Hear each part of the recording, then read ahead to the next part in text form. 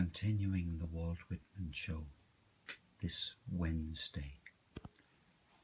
Welcome one fin day, hello. Nuggle Boat, Ollie, hello. Mark in Chicago. Ty Cobb, hello. Jade Valley, hello. We're under the sea with Walt Whitman. Artorical, Cherry Plum Tree. Thank you so much for joining. You're very good. Hi Justin again. Mark, hello. The others who have been here for the earlier scope, Bastasova, hello. And many of you haven't been here. Susan has come back, but we had a situation where we were under water with Walt Whitman, and he was observing life underwater. And anyway, the Wi-Fi sort of gave up, I think. So I'm going to read the poem again. Simon, hello. How do you do? I'm going to read the poem again, and then when I've finished reading a poem, we'll have to just have a few minutes, and then this is my library, yes, this is my office, my library. I'm the son of a bookseller, and I've never been able to resist having plenty of books around me. So I'm afraid I was programmed from an early age to have a lot of books. So I'm reading from the final edition of Walt Whitman. My favourite poem is a poem from Walt Whitman. I'll say, "Oh Captain, my Captain," although it's it doesn't matter. I'll tell you another time. The World Below the Brine by Walt Whitman. Noiseless student spider. Wow. Okay, here we go. Walt Whitman, a poem published first in 1860 in, I think, the third edition of Leaves of Grass. It must be after midnight. A bit after midnight, I think. Noiseless patient spider, right. Good, the connection is better. Goran is in Leipzig. We got Gorham in Leipzig. Yes, the third edition, printed in Boston. Right. By that stage, I think he'd probably found a publisher, and it wasn't self-published. Anyway, The World Below the Brine by Walt Whitman. See what you think of it anyway. See what you think. The world below the brine, forests at the bottom of the sea, the branches and leaves, sea lettuce, vast lichens, strange flowers and seeds, the thick tangle openings and pink turf, different colours, pale grey and green, purple, white and gold, the play of light through the water. Dumb swimmers there among the rocks, coral, gluten, grass, rushes, and the aliment of the swimmers. Sluggish existences grazing there suspended, or slowly crawling close to the bottom. The sperm whale, at the surface blowing air and spray, or disporting with his flukes, the leaden-eyed shark, the walrus, the turtle, the hairy sea leopard, and the stingray. Passions there, wars, pursuits, tribes, sight in those ocean depths, breathing that thick breathing air, as so many do. The change thence to the sight here, and to the subtle air breathed by beings like us who walk this sphere.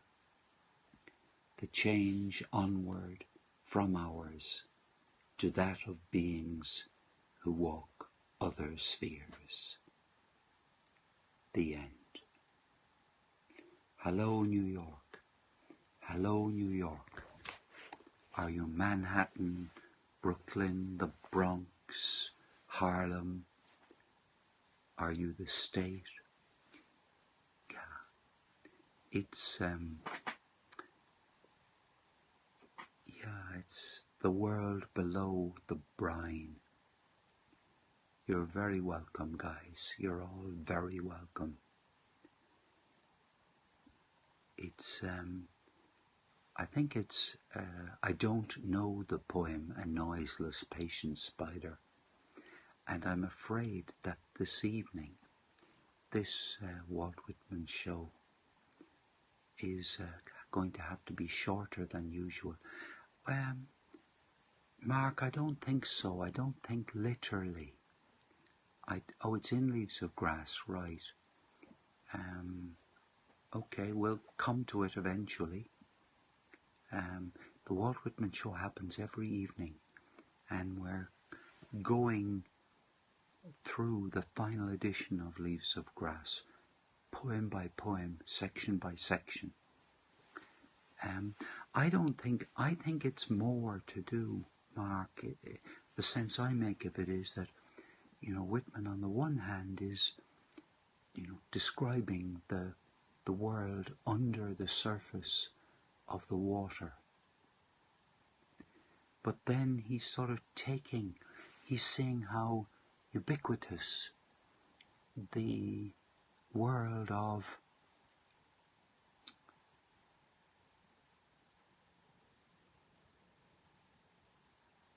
you've got the walrus, the turtle, the hairy sea leopard, and the stingray.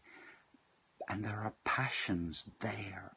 There's even passions under the sea among the creatures that live in salt water. And there are wars. There are pursuits. There are tribes. There is sight. So I kind of think about it as saying that there's what happens. Perhaps that's it. Perhaps it is. Perhaps it is about the survival of the fittest. Wars, pursuits, tribes. Oh, Sarah, hello. Perhaps that's what it is about. The change onward from ours to that of beings who walk other spheres. So he's got a sphere, underwater sphere, and he's got the kind of human sphere. And then he maybe hints at the possibility that there are other spheres, a wet mirror image of the surface world. Yeah, I think that's a good anthropomorphizing. That is indeed what he's doing. But then I think poets do that all the time. All the time. They see, and human imagination does too. You imagine that what's going on under the water is a mirror image of what goes on above the water.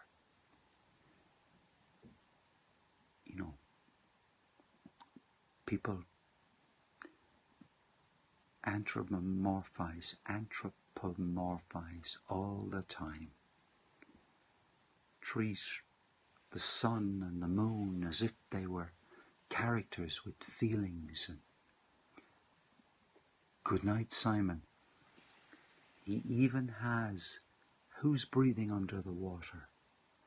Well, you see the shark. I can't pretend to understand, but I suspect that the shark, the walrus, the turtle, and the sea leopard and the stingray,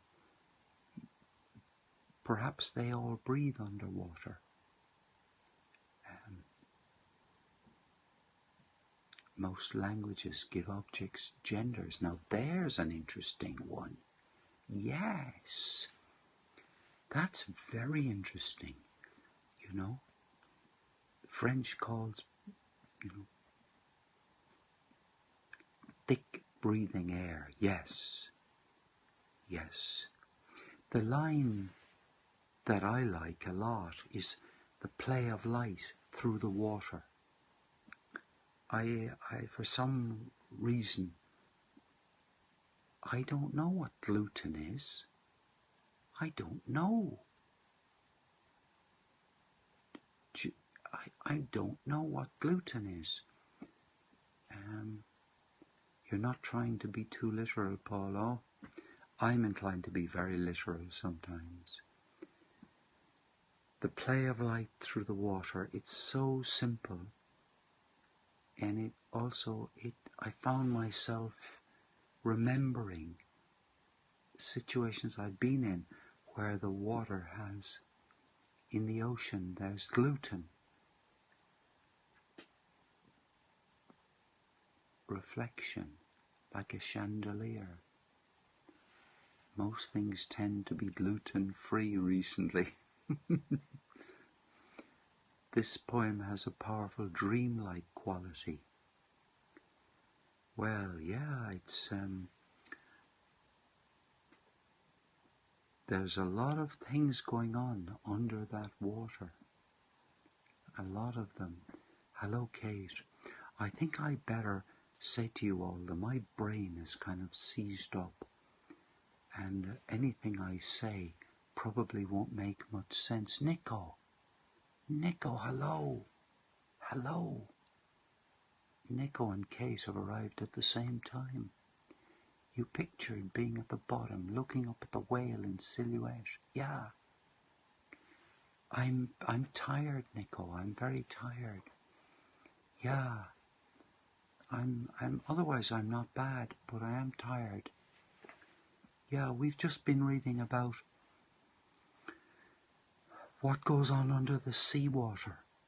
And Nico, you are near the sea. And indeed it's true, we know very little about the depths of the sea.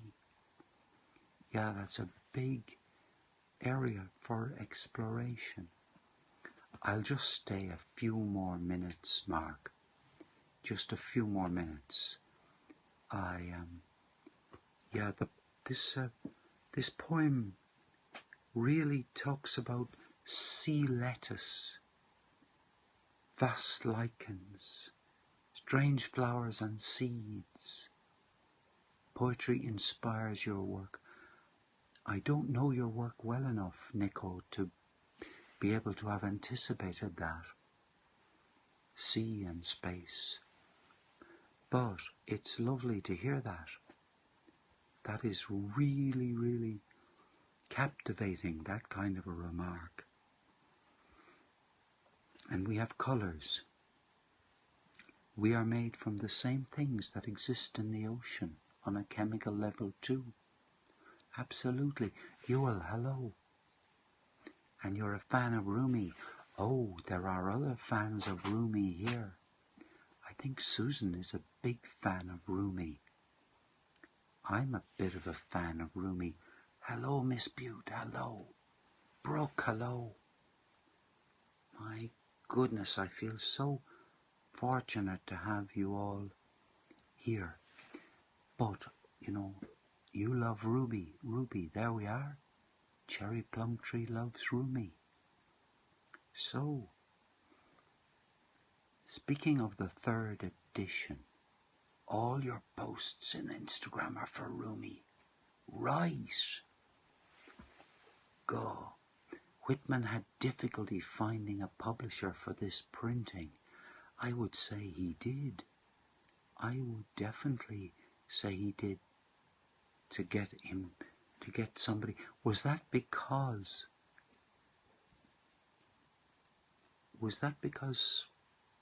there were people who didn't like the poetry, or just it wasn't a commercial proposition?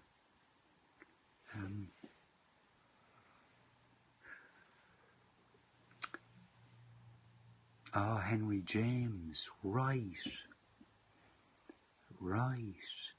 Henry James, who wrote a very tough piece about Walt Whitman. I see. So no printer wanted to touch him. Well, yes, but Andrew, you play a fantastic role here, an indispensable role of providing us with information about the poem, what people have said about it. Excuse me. I am going to love you all and leave you, much and all as I would like to stay here. Yes, it's Henry, yes, I believe that's true. Henry James changed his mind. I am going to say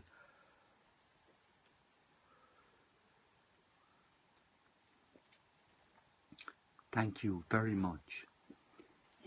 I couldn't think of anyone who I'd prefer to have a bit of company with. Nico, thank you very much. You're very good. Mary Oliver is special. Yes, and in fact I was asked what my favourite poem is, and I think really it could easily be Wild Geese by Mary Oliver. But I gotta say good night. I don't like doing sleep scopes where I fall asleep. Gina, good night. Goodbye. Wild Geese. Wild Geese is a poem by Mary Oliver. And it's... Anyway, there we go. Good night to you all. Thank you so much. The Walt Whitman Show will resume tomorrow. Bye-bye.